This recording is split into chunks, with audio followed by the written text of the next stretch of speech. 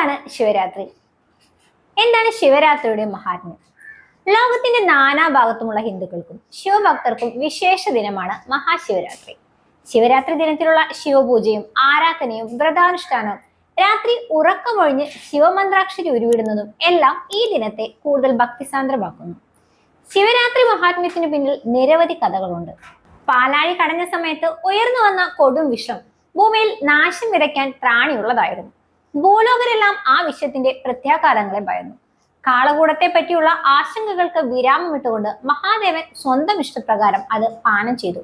ആ വിഷത്തിന്റെ കാഠിന്യമറിയുന്ന മഹാദേവി ദേവന്റെ കഴുത്തിൽ മുറുകെ പിടിച്ചതിനാൽ വിഷം ഉദരത്തിലെത്താതെ കണ്ടത്തിൽ തങ്ങി നിന്നു.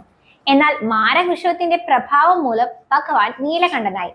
ലോകരക്ഷയ്ക്കായി കൊടും വിഷം ഏറ്റുവാങ്ങിയ ദേവന്റെ മഹാമനസ്കത കണ്ട ദേവഗണങ്ങളാകട്ടെ അദ്ദേഹത്തിന് വിഷബാധ ഏൽക്കാതിരിക്കാനായി ഉറക്കം വെടിഞ്ഞ് പ്രാർത്ഥനയോടെ വ്രതമനുഷ്ഠിച്ചു.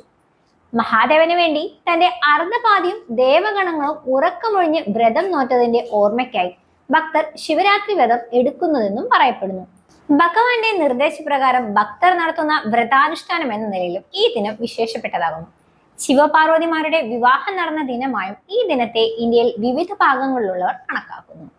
ഈ വിശ്വാസപ്രകാരം ദേവീദേവന്മാരുടെ വിവാഹം നടന്ന മംഗളദിനം എന്ന പ്രാധാന്യമാണ് ശിവരാത്രിക്ക് നൽകുന്നത്. ശിവശക്തിമാരുടെ കൂടിച്ചേരൽ മുഹൂർത്തമായി കണക്കാക്കി ശിവരാത്രി ആഘോഷിച്ചു വരുന്നു. ഇന്നേ ദിവസം മംഗല്യഭാഗ്യത്തിനായും തന്റെ ഭർത്താവിന്റെ ആയുരാരോഗ്യത്തിനായും സ്ത്രീകൾ വ്രതം അനുഷ്ഠിക്കാറുണ്ട്. ശിവഭഗവാൻ ആദ്യമായി താണ്ഡവമാടിയ ദിനമായും ശിവരാത്രിയെ വിശേഷിപ്പിക്കുന്നതിനോടൊപ്പം തന്നെ പ്രപഞ്ച സൃഷ്ടിയുടെ നടനം നടന്ന ദിനമായും വിശേഷിപ്പിക്കുന്നു. മഹാനടനത്തിൽ സൃഷ്ടി സ്ഥിതി സംഹാരത്തിലൂന്നിയ പ്രപഞ്ച സൃഷ്ടി ഉണ്ടായി എന്നാണ് വിശ്വാസം. ശിവൻ ജ്യോതിരൂപത്തിൽ പ്രത്യക്ഷമായ പുണ്യമുഹൂർത്തമെന്നും മഹാശിവരാത്രിക്ക് പേരുണ്ട്.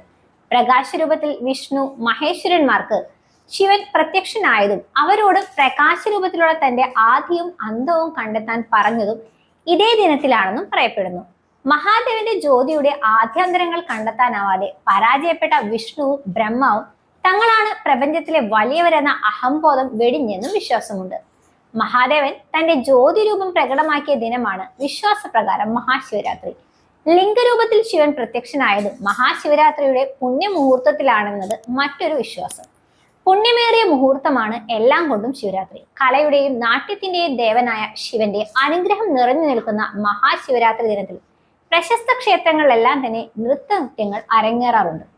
ശിവരാത്രി ദിവസം മരിച്ചവർക്ക് വേണ്ടി പിതൃബലി അർപ്പിക്കുന്നത് ഏറ്റവും പുണ്യകരമാണെന്ന് വിശ്വാസമുണ്ട്. കേരളത്തിൽ ശിവരാത്രി ദിവസം ഏറ്റവും വിപുലമായ രീതിയിലുള്ള ആഘോഷങ്ങൾ നടക്കുന്നത് എറണാകുളം ജില്ലയിലെ ആലുവ ക്ഷേത്രത്തിലാണ്. ആലുവ ശിവരാത്രി മണപ്പുറത്ത് അന്ന് രാത്രി വലിയ രീതിയിലുള്ള ആഘോഷവും പുലർച്ചെ പിതൃക്കൾക്ക് ബലിതർപ്പണവും നടക്കാറുണ്ട്. ലക്ഷക്കണക്കിന് ഭക്തരാണ് ശിവരാത്രി ദിവസം അവിടെ എത്തിച്ചേരുന്നത്.